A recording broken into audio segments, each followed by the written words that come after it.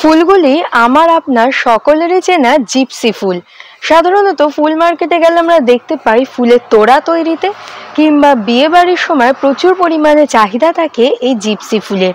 বিকল্প চাষ হিসাবে বহু কৃষক বর্তমানে বেছে নিচ্ছেন এই ফুল চাষটি। আমরা যেখানে বসে রয়েছি সেখানে কিন্তু পলি হাউসের মধ্যে এই ফুলটি চাষ করা হয়েছে, কারণ পলি হাউসের মধ্যে করলে বছরে দুবার পর্যন্ত চাষ করা যায় এই ফুলটি। কিন্তু ওপেন ফিল্ডেও আপনি চাইলে করতেই পারেন এই ফুল চাষটি।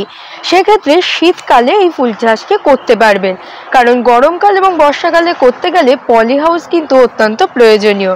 তাই ওপেন ফিল্ডে করতে গেলে শীতকালে কিন্তু এই ফুলটি বিকল্প চাষ হিসাবে অন্যান্য ফুল চাষের তুলনায় অত্যন্ত লাভজনক একটি চাষ।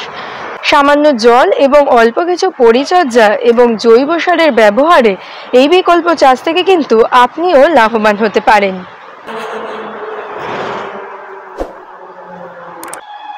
সাড়ে